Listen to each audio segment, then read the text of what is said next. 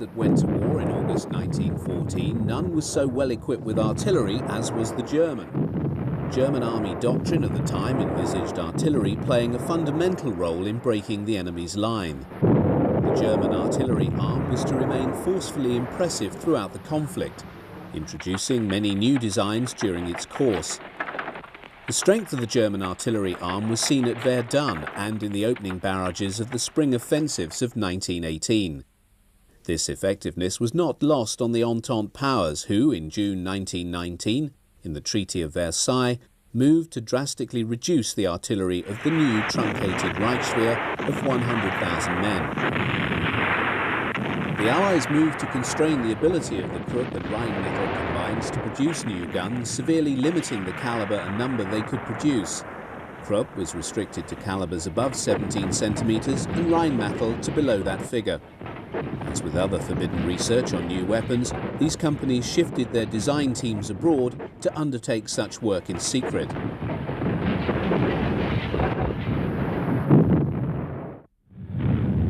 Krupps and Rheinmetall were extremely well placed to respond to the secret decision taken by Adolf Hitler in early 1933 to break the Versailles Treaty and begin rebuilding the German armed forces. The ambitions of Germany's new leader required a massive expansion in the types of guns and in the quantity of artillery needed. While many of the artillery types that were to see service throughout the war were already designed and in the process of being placed into production, the design teams in both companies now turned their fertile minds to addressing new challenges. Contracts were placed in rapid order by the government for a whole gamut of artillery types, ranging from the small infantry gun right through to the heavy rail guns. Contracts were also let to other companies to produce shells and manufacture the explosives and propellant charges for them. Other matters of related concern to the development of an expanded artillery arm were the production of new prime movers. 1, 3, 5, 8, 12 and 18-ton half-tracks, all of which would play their role in towing the new guns for the Army. The Army had determined to standardise on a few basic calibres quite early on in the 30s. By the middle of the decade, the 75mm infantry gun, SIG-33, 105mm field howitzer and the 150mm heavy howitzer, flak and 37mm anti-tank guns were already in large-scale production and finding their way in ever-increasing numbers to the Wehrmacht.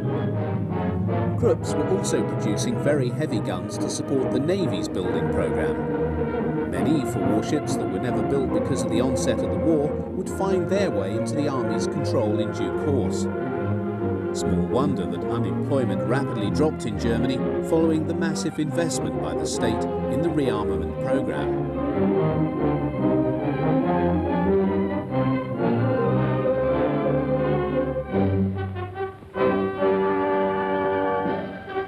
The only problem for the Army was that it banked on a short war. Once Hitler publicly renounced the Treaty of Versailles and announced the rebuilding of Germany's armed forces, he could not resist flaunting their growing power in public displays designed to both awe and intimidate. Pride of place in these displays went to the big guns whose size made them very potent symbols of the growing might of the Wehrmacht. Within a short time, these same weapons would be pounding armies and cities from the deserts of North Africa to the cold and desperate snowy wastes of northern Russia. These were not artillery pieces designed for show, they were meant for war. The term infantry gun was employed by the German army for those weapons designed and issued specifically for service with infantry formations. Like many of the artillery weapons used by the German army in the Second World War, the 75mm light infantry gun 18 was designed before the Nazis came to power in 1933. Its origins lay in the years following World War I, when the Reichswehr was absorbing the lessons of that conflict. One of these was that infantry needed a light artillery piece to move forward in their advance to give them close support when dealing with enemy defences. This weapon was first issued in 1927 and was still seeing widespread service in 1945, even though by that date it was being supplanted by heavy mortars in infantry units. The IG-18 saw service on all fronts and in all theatres wherever German infantry were engaged. Its light, small design saw it readily adapted for use by mounted troops. The design employed a simple shotgun-type breech, which allowed infantry to maintain a very rapid rate of fire, as can be seen in this film of these guns being used in North Africa in 1941.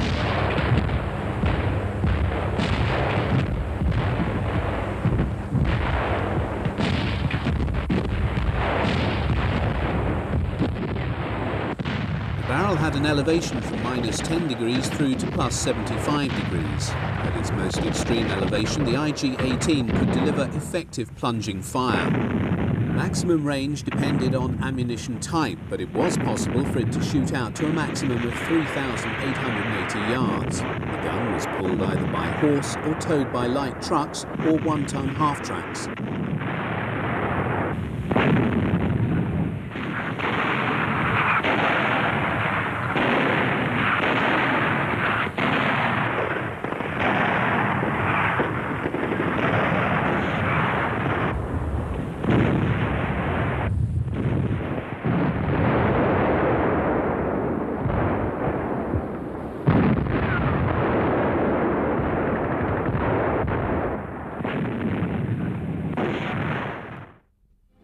The SIG-33 was the largest and heaviest of the German infantry guns. Although the designation SIG-33 suggests it came into service in 1933, it did in fact enter service with the Reichswehr the same year alongside the IG-18. With a calibre of 150mm, the SIG-33 saw service throughout the conflict, although it was confined to operations in Europe and Russia. It did not serve in North Africa. The reason has primarily to do with the fact that it was a horse-drawn weapon and no horses were employed by the German army in that theatre. It was well liked as a stable and effective artillery piece. Its principal disadvantage lay in its heavy weight, which was excessive for an infantry support weapon.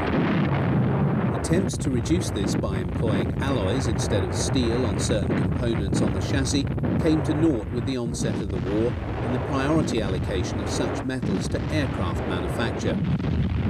The range of the weapon differed accordingly to the charge loaded with each shell. A standard heavy explosive shell could have a range from 615 yards through to a maximum of 5,140 yards. The rate of fire was between 2 and 3 rounds per minute.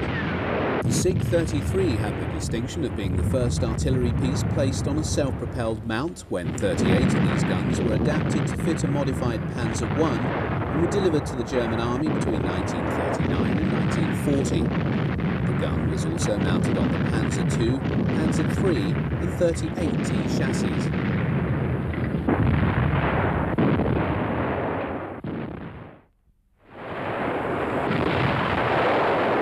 Seeing service in all theatres and on fronts where the German army served, the 105mm light field howitzer 18 was the standard artillery equipment at divisional level. It predated Hitler's coming to power, having been designed by Rheinmetall in the period 1929-1930. A number of years were to elapse before it entered service with the German army in 1935. It rapidly came to supersede and then replace the Army's former weapon of that calibre, the FH-16, that had been designed by Krupp during the First World War. The design, although modified, was to remain in service and production through to 1945. It was well thought of by those who operated it. Its principal virtue was that its crews found the weapon easy to operate and manoeuvre. Its split-trail design allowed it to be manhandled quickly, as can be seen in this film. One of its primary virtues was that it was extremely reliable. This was especially important after 1941, when the climatic extremes in the Soviet Union required that weapons work on demand when the temperatures were in the high 40s centigrade or many degrees below zero. The gun could be depressed to an angle of -6 degrees and elevated to a maximum of +40. Range, as with most weapons, was dependent upon the power of the charge used. With a maximum powder charge, the F-18 could fire a 32-pound high explosive shell out to 11,675 yards or 10,675 metres.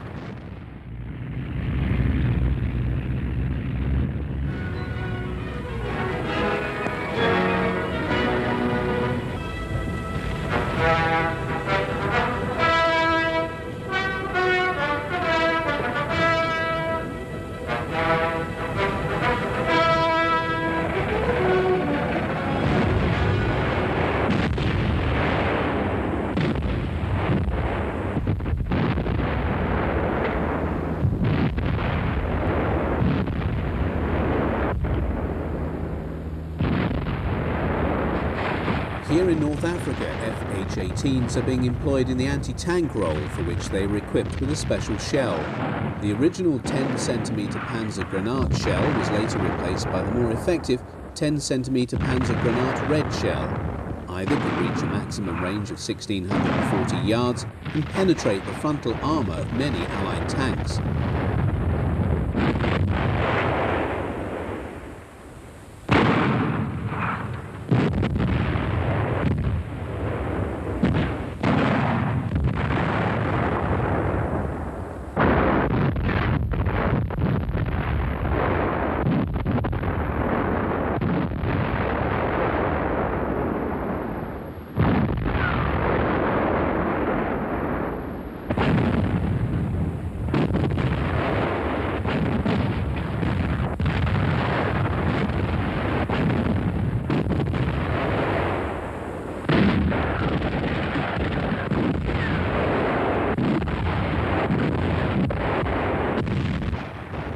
The desperate winter of 1941-42 in Russia saw the divisional light artillery challenged by ferocious conditions of weather and an implacable foe.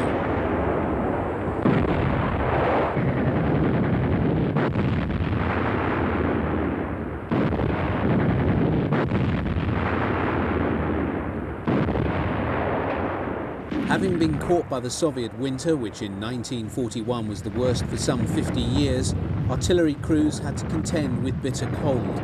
Lacking proper winter clothing and wearing only their greatcoats, these 105mm gun crews had to load and fire their guns day after day.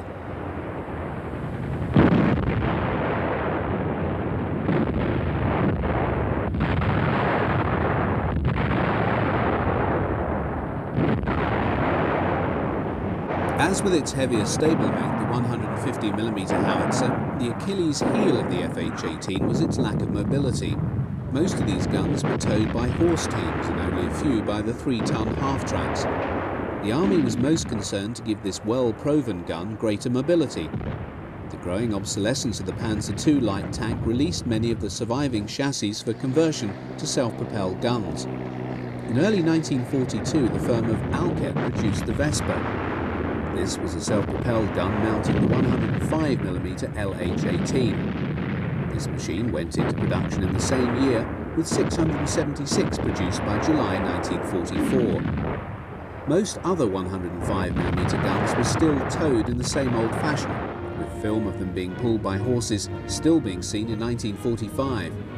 The effectiveness of the 105mm can be measured by the manner in which many served alongside the larger 150mm howitzer, as is seen here.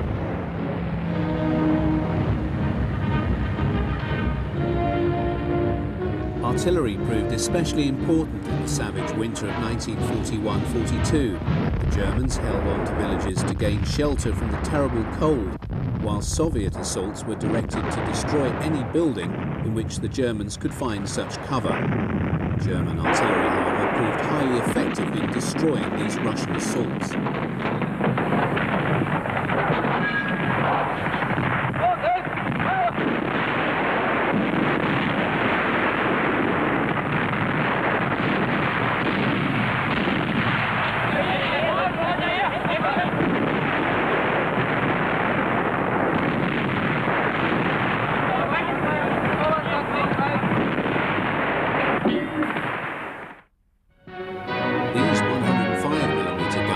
Enjoyed the late Italian summer sun in the vicinity of Salerno just weeks or days before the Allied landings there. The late model LH-18s mounted a muzzle brake to permit the gun to fire shells of greater power and range. 105mm batteries were employed in ever heavier firefights between the midsummer of 1943 and war's end on the Eastern Front. Desperate attempts by the Germans to hold back the ever-growing Soviet offensive tide saw them in continual use from the Ukraine through to the outskirts of Leningrad. By late 1944, the Germans had been pushed back into Poland and East Prussia. The 105mm light howitzer saw service literally up to war's end. The backbone of the German medium artillery formations throughout the war was the 15cm Schwer field howitzer, or SFH-18.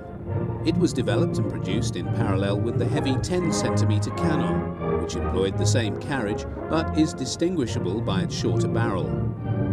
Both weapons were developed by Werhmacht and Krupp in the late 1920s for the Reichswehr and entered service in the period 1933-34. However, the army became rapidly disillusioned with the 10-centimetre weapon and focused upon the 15-centimetre calibre, which saw service throughout the war.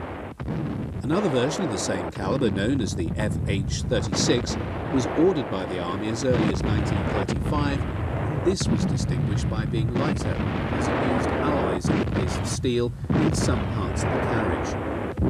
The distinguishing feature of this model is the muzzle brake. With the onset of war and the allocation of most metal alloys to aircraft manufacture, the production of the FH-36 was limited and discontinued in 1942.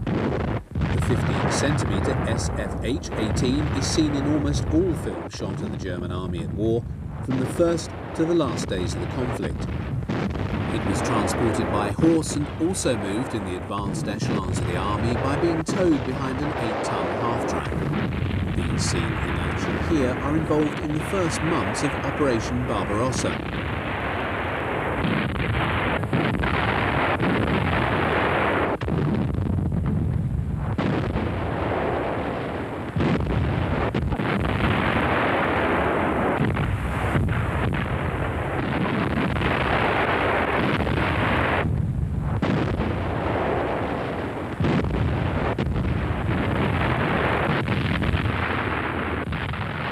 It was the ability to rapidly move heavy artillery and keep it in striking distance of the panzer spearheads that allowed advanced tank formations to call upon heavy artillery support when faced with obstacles it was unable to remove. Having such weapons close to the moving front was also discovered to be psychologically most effective. The performance of this 15-centimetre gun was, as always, dependent upon the charge and shell type. The standard high-explosive shell weighed some 43.5 kilograms. When propelled by a single bagged charge, its range was some 4,000 yards. When employing the maximum charge, the gun's range was boosted to over 14,000 yards. Attempts to increase the range of this weapon even further saw the tentative introduction of the world's first rocket-boosted shell in 1941. It could only be employed on guns with muzzle brakes and had a theoretical maximum range of over 20,000 yards or 19,000 metres. It was not a success and withdrawn quite quickly. A very large number of different projectile types were developed for this weapon, including shells for employment against concrete emplacements, hollow charge shells and smoked shells.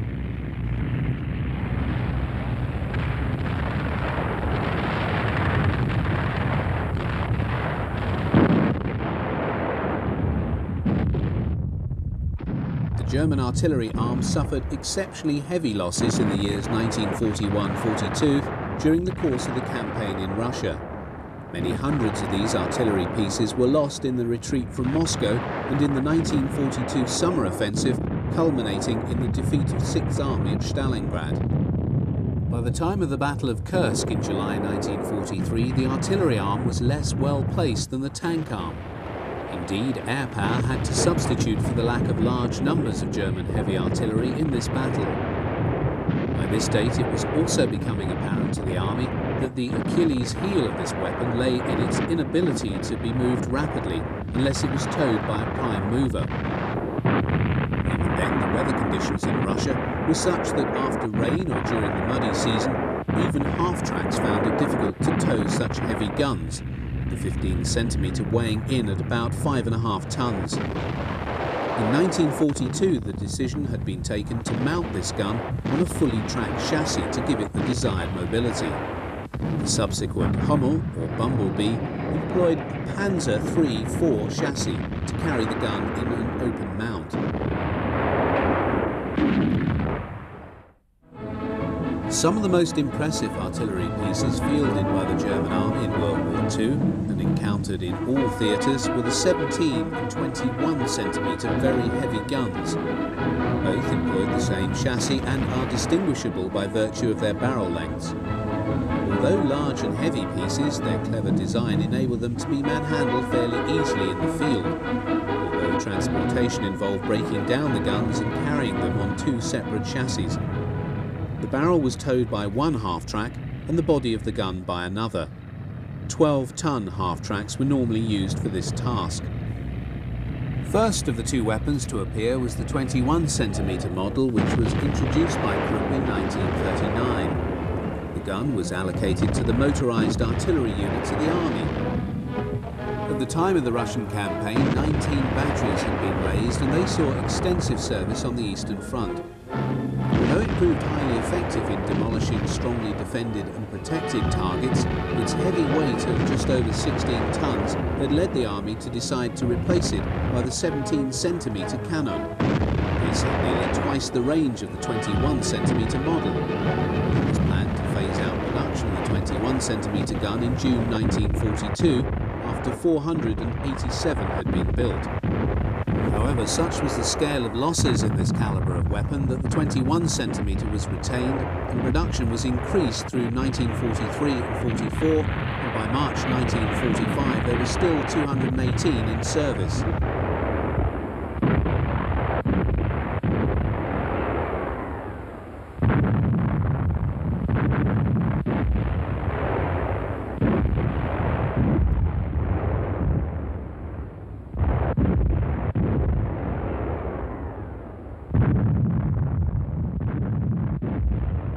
The 21-centimetre model had an elevation of between 0 and 70 degrees and a maximum range of over 16,000 metres.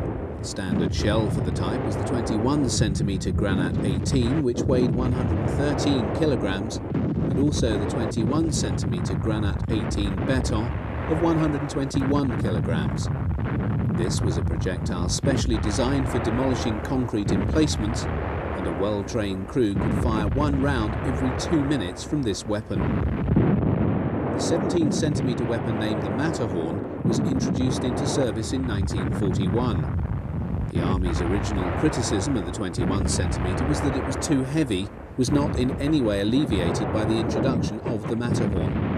It weighed in at 17¼ tons. Its method of carriage was essentially the same, although it was possible to tow it over short distances, employing a limber without splitting up the barrel from the chassis. The range of the 17-centimetre was determined by the size and power of the cased charge. Maximum range with a charge 4, which then imparted a muzzle velocity of some 3,000 feet per second to the 138-pound high explosive projectile, allowed it to reach over 32,000 yards. The 21 and the 17-centimetre often served alongside one another. By far and away the bulk of these weapons were committed to service in the east, where they operated in some numbers in the siege of Leningrad through the Crimea. Although associated with the Great War, artillery spotting balloons operated in the quieter sectors of the Eastern Front. This was possible because the Soviet Air Force was not so prominent in the skies over Russia, so the balloons could be used without fear of being shot down. Employing information radio down from the balloon, coordinates are worked out and fed to the gun team.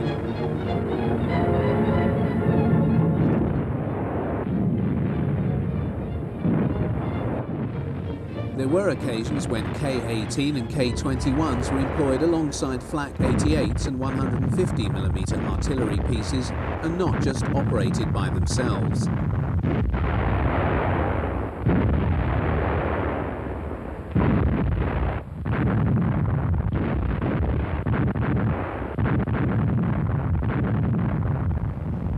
Dating from the autumn of 1943, this sequence shows a 21-centimetre Mirza operating alongside 150mm heavy artillery, 105mm medium guns and Flak 88s in the Dnieper Bend in southern Russia.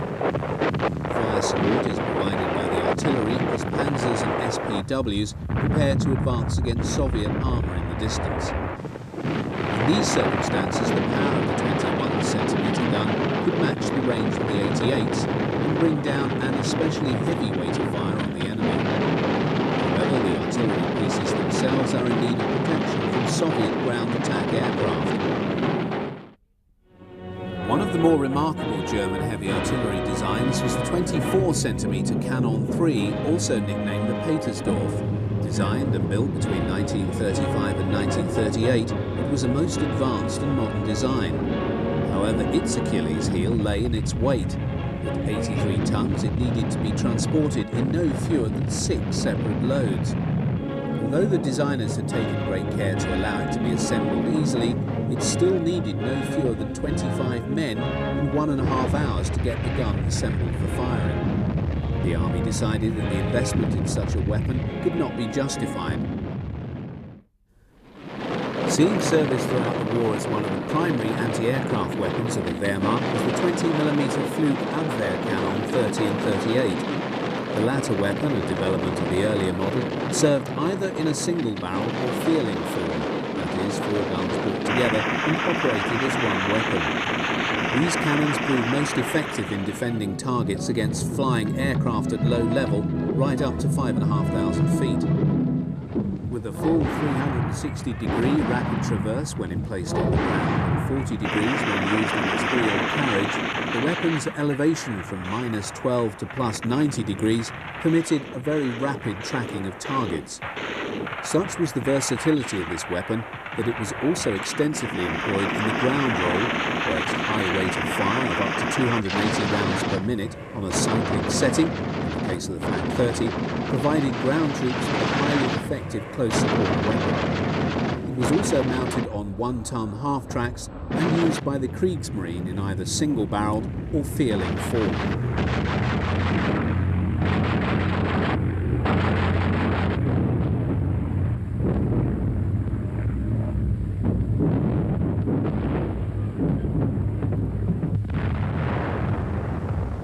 The Flak 30 was first introduced into Luftwaffe service in 1935, where it was originally towed by the Krupp Boxer light truck. While this gun served with distinction in the early stage of the war, the Luftwaffe had decided even before the onset of the conflict that it needed an improved variant with a much higher rate of fire. So the Flak 38 was raised to a maximum of 480 rounds per minute, although a more practical rate was 220 rounds to save on barrel wear.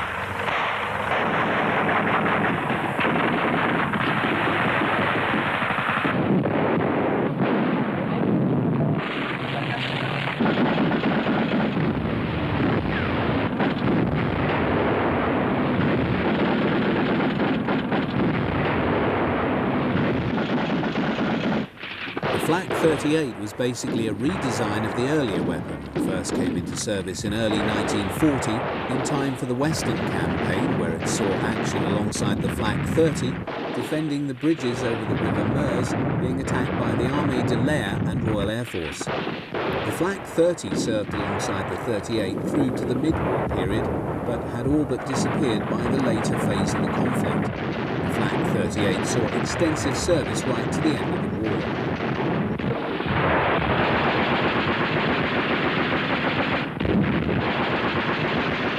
The Flak feeling emerged in late 1940 and was a rapid and practical response to the Luftwaffe's need to get more ammunition into the air to raise the probability of effecting the kill of a target.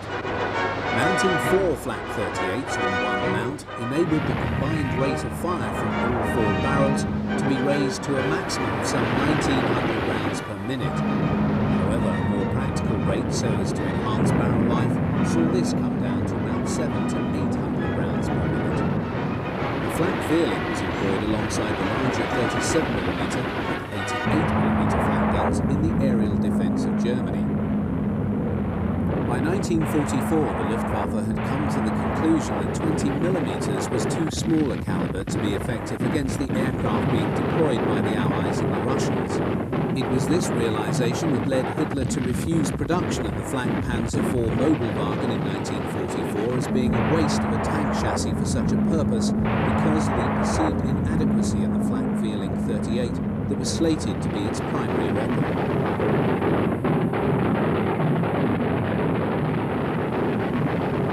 The Flak feeling was an extremely versatile weapon and was also extensively employed in the ground role. When employing armor-piercing ammunition, it could defeat soft skins, armoured cars and thinly armoured light tanks. The flak Vierling was also mounted on trucks and on the 8-ton half-track. The Kriegsmarine also extensively employed the weapon on its warships.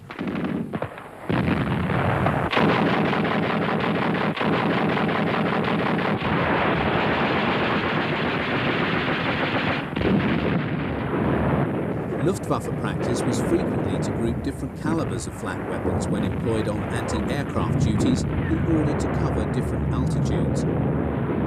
United States Army Air Force P-38 Lightnings and P-47 Thunderbolts engaged on ground attack missions are seen here being fired upon by single-barreled 20mm cannons, flak Vierlings and a number of 37mm flak Abwehr cannon. By this stage of the war, the Luftwaffe was beginning to concentrate on the 37mm as its smallest flak weapon, deeming the 20mm no longer up to the task. Examples of the 37mm flak weapon and its different variants is not at all common in film of this period. The caliber first entered service in 1935 and appeared in a number of different variants by war's end. The original flak 18 was quickly replaced by the flak 36 and 37, which was the most common variant used in action. As with the 20mm weapon, the 37mm was used extensively in the ground role, being equipped with an armour-piercing shell for that purpose. The 88mm flak gun and its different variants was the most famous of all artillery pieces employed by the Wehrmacht in the Second World War. Indeed, it was, in all probability, the most famous, if not infamous, artillery piece of the entire conflict. While this reputation was certainly cultivated by very assiduous propaganda, it is nevertheless the case that it was an exceptionally versatile weapon, being employed in the anti-aircraft, anti-tank role, and as conventional artillery with equal ability. Its reputation amongst Germany's enemies was notorious. There is a famous story originally published in the US Stars and Stripes which dates from the fall of Tunisia in 1943 and shows a US intelligence officer interrogating German prisoners. He assures a GI standing near and observing the process, "Don't worry, if I find the one what invented the 88, I'll let you know." It was the mounting of this weapon in its modified and developed forms that made the Tiger I and Tiger II tanks Nashorn tank destroyers such formidable armoured fighting vehicles. It was Goering's abiding faith in the effectiveness of the 88 in the anti-aircraft role that led him to claim that no enemy aircraft would ever penetrate the airspace of the Reich. Although effective in this role, it is clear that the 88mm was actually no better than its Allied contemporaries, such as the British 3.7-inch anti-aircraft gun, which had a better performance in ceiling, weight of shell and also ground range. It was in the Western Desert that the 88 began to acquire its fearsome reputation in the anti-tank role. Its first appearance in this theatre was noted outside of Tobruk in April 1941. Towed by an 8-ton half-track, the 88 was frequently employed in the anti-tank role while still on its wheeled cruciform chassis. Its principal disadvantage then lay in its height, which was some 6 feet 10 inches. In the desert, its greatest effectiveness in the anti-tank role came when its crews had time to dig gun pits. Whilst these had to be large, the gun then became, in the words of a British report, extremely difficult to detect at 1,000 yards range. The fortuitous decision to equip the 88mm with armor-piercing ammunition and optical direct first sights dates back to the time of the Spanish Civil War, when the initial model of the 88, the Flak 18, was tested in action for the first time. The primary armor-piercing shell contained a small charge to explode after penetration. Armor plate up to 108mm thick could be penetrated at up to 1,100 yards.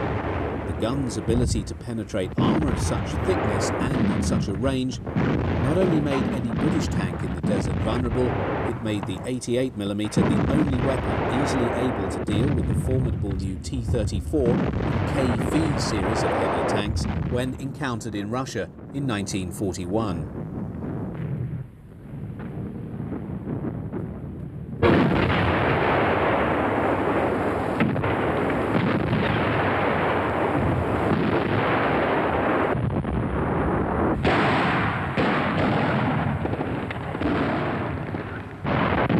88 was also frequently employed in the conventional artillery role. These Waffen-SS troopers are serving their pieces in southern Russia in the late summer of 1943.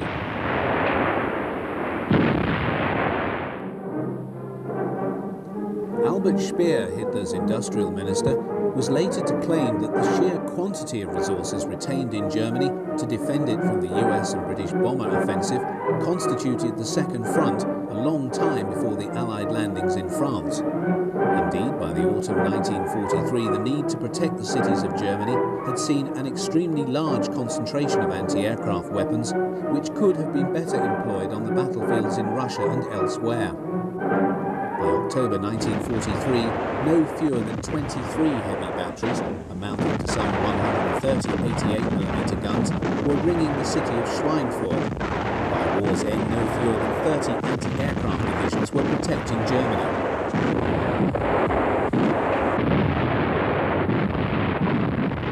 88 batteries provided a defensive umbrella for German and Italian forces retreating from Sicily across the Straits of Messina in August 1943. The barrage thrown up by the German batteries, expending a prodigious amount of ammunition, allowed no fewer than 102,000 troops to be slipped across the straits in the face of Allied bombing raids.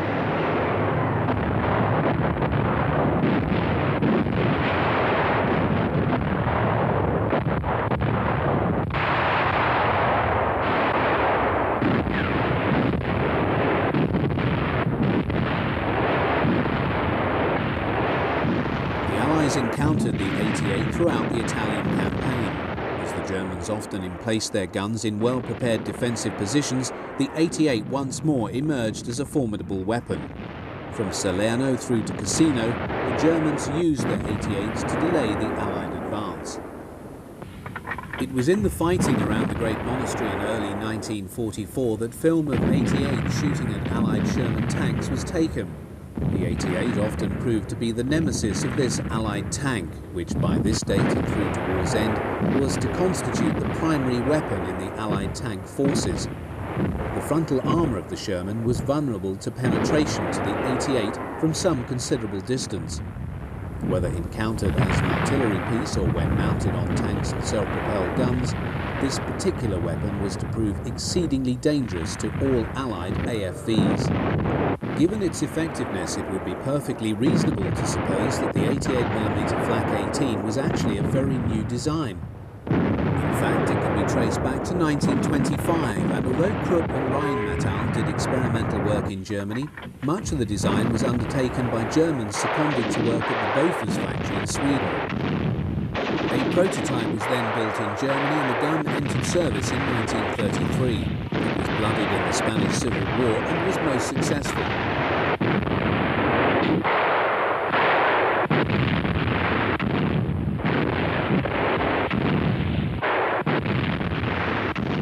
In this sequence, 88mm Flak 36 provide air cover to German ground forces in western Russia in 1944.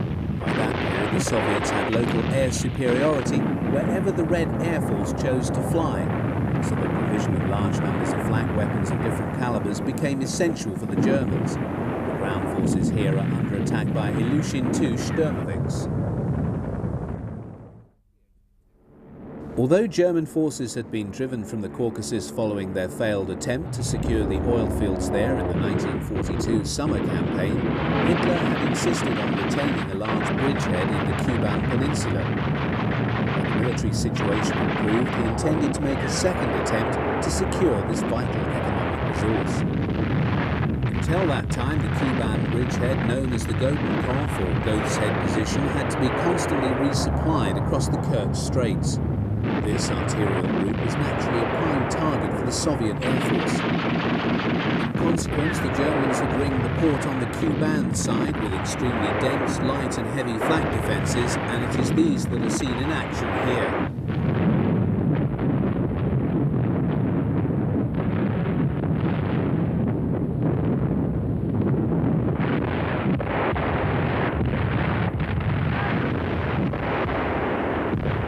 On this occasion, IL-2 Sturmovix are engaged in medium and low-level strikes on the port facilities. 20mm and 88mm flak guns provide a heavy barrage which takes its toll on a number of the Soviet aircraft.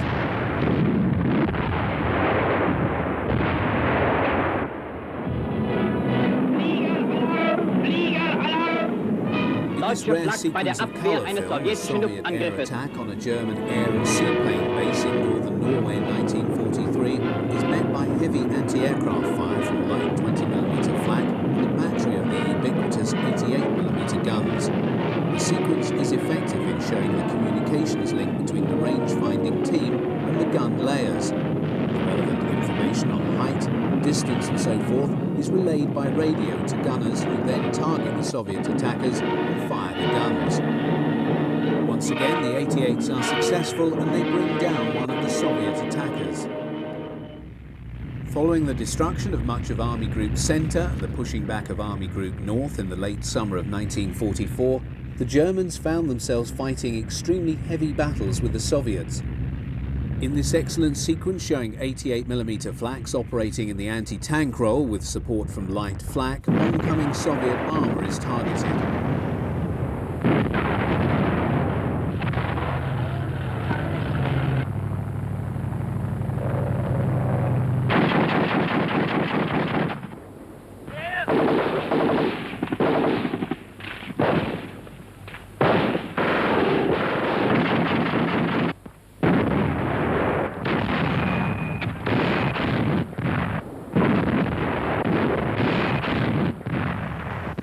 The 88mm flak 36 remained able to counter any Soviet medium and heavy tank right up to war's end.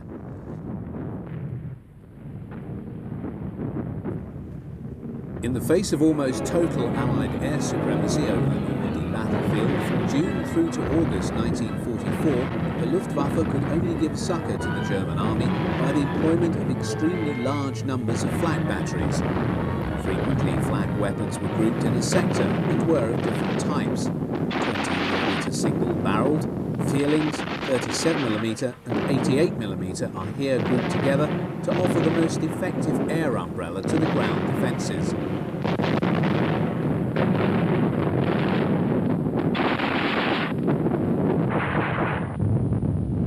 Such were the vast numbers of Allied aircraft that even flak in such concentrations could do little to dent the Allied ability to target German ground forces. Nevertheless, Allied losses were not light, and the German guns brought down many aircraft. Camouflage was mandatory, for Allied ground attack aircraft themselves targeted the flak guns, and as these were unable to move in daylight, were thus vulnerable to bombing. Seen here is a graphic illustration of the effectiveness of flak in dealing with slow-moving four-engined aircraft operating without fighter escort and at low level. RAF Sterlings are seen engaged in resupply flights to surrounded British paratroops in and around the bridge at Arnhem. Because of the contracting defensive perimeters, they need to fly very low over the target area in order to try and ensure their supplies reach the trapped British paras. As such, they're sitting ducks.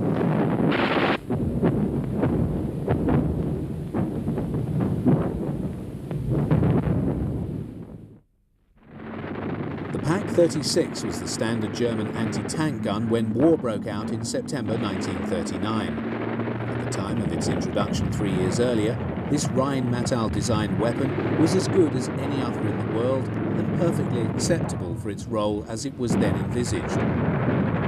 While service in Poland did little to cause the German army to question its effectiveness, its poor performance in the Western campaign against the heavily armoured French Char B and the British Matilda II tanks led to the ordinary trooper labelling it the Army's door knocker. It was extremely disconcerting for the crews of the Pak-36 to observe the shell from the Army's standard anti-tank gun simply bounce off the heavy armour of these machines. This was compounded by a repeat experience when in June 1941 the Germans first encountered the Soviet T-34 and KV-1. In both cases, the armour-piercing shells of the Pak-36 once more simply bounced off the heavy armour of the Soviet tanks. After this, its days as an anti-tank gun were numbered, even though it was more than adequate for dealing with the Soviet BT and T series of tanks.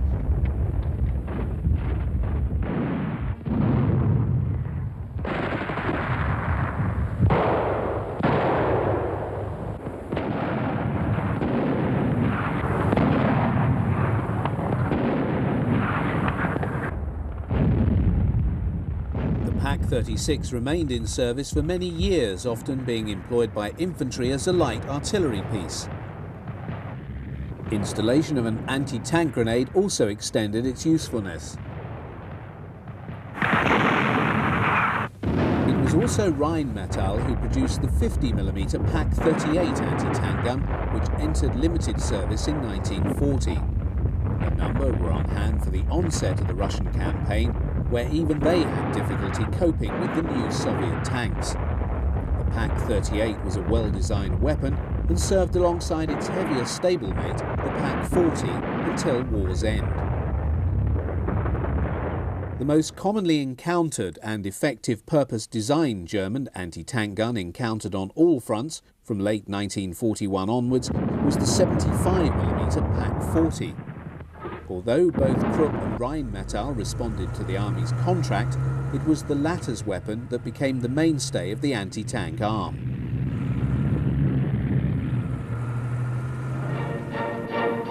One of the more unusual sequences of film, dating from 1943, illustrates a Pak 40 being towed by horses ridden by Cossacks. These famed riders of the steppe served in some numbers with the Wehrmacht, and it was their expertise with these animals that saw them pulling this anti-tank gun in this fashion. On most occasions, the Pak 40 was towed by a half-track or Raupenschlepper.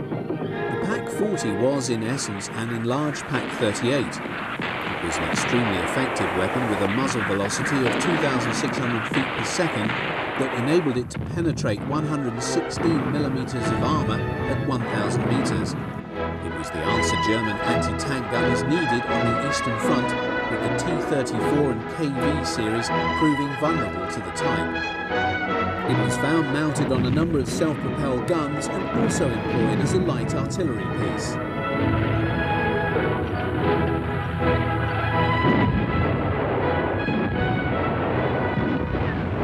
Nicknamed the barn door by troops who used it by virtue of its heavy weight and cumbersome size, the 88mm Pak 43-41 was nevertheless a highly effective weapon.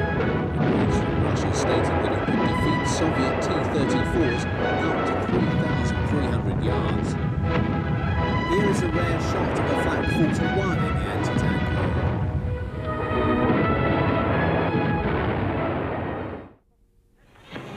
With the beginning of rearmament in Germany in 1933, interest was revived in railguns. Germany had built a number of these weapons in the Great War, many employing modified barrels adapted from large caliber naval guns. Krupp was the home of these guns, and a small staff of 200 involved on their design at the beginning of 1933 quickly rose to 2,000. In the 6 years before war broke out, the Germans built a number of new weapons, calibers from between 15 centimetres and 28 centimetres. The largest railgun ever built was the 80cm Dora, which was completed in 1942. Most railway guns were used for long-range bombardments of special targets. The influence of First World War design was clearly apparent in the 24cm railgun known as Theodor Bruno. Although begun in 1936, many of its features drew heavily on the design of an artillery piece dating to 1910. The Army placed an order for 6 of these weapons, and all were delivered by 1939. These were deployed in 4 batteries in May 1940. The Theodor Bruno fired a number of projectiles, but a standard high-explosive shell, weighing some 327 pounds, could achieve a maximum range of 22,091 yards when employing a full charge.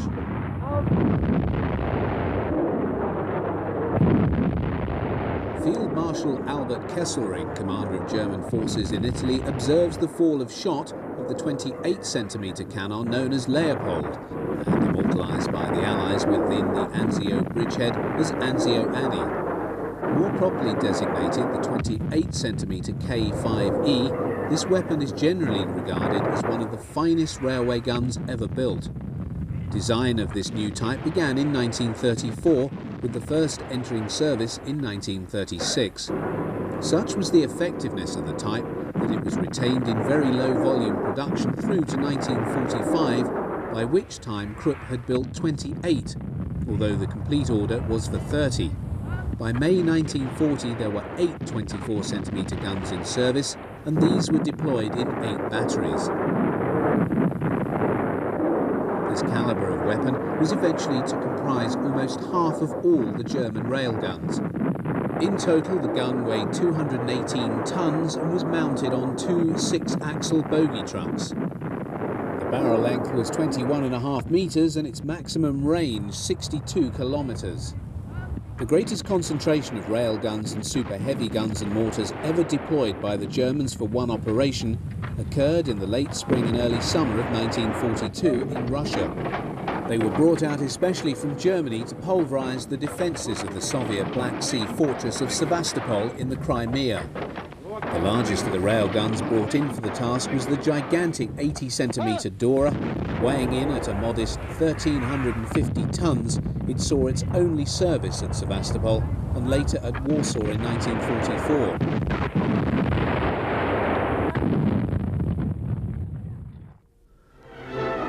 Field Marshal Erwin Rommel is seen here on the Atlantic coast shortly after his appointment to oversee the strengthening of the defences on Hitler's much-vaunted Atlantic Wall of his Festung Europa. For long the subject of German propaganda films, the wall was claimed to be impregnable. What Rommel found, however, was something very much less than that. On certain stretches, much effort had been made, and these sectors were particularly strong in emplaced artillery and heavy coastal guns. Indeed, all German coastal defences were often a remarkable mixture of various calibres of different German and many captured artillery pieces and large and purpose-designed coastal guns. The latter were in many cases adapted naval guns and ran in calibres from packed 40-75mm anti-tank guns adapted to a fixed naval mounting through to the massive 40.6cm guns originally intended for the never-built H-class battleships. The larger weapons derived from naval vessels' main armaments required purpose-built and extremely heavily protected concrete emplacements. These were without doubt most impressive installations and not surprisingly were often filmed in such a way as to imply that the whole of the Atlantic Wall was festooned with such weapons. In the weeks following the Allied invasion of Normandy, German audiences were regaled with scenes showing the heavy guns of the Atlantic Wall firing on Allied vessels. The reality was more prosaic. Having landed where the Germans did not expect, the guns never got the chance to fire in anger. The images seen here of Allied vessels being sunk are simply the creation of the propagandist's mind.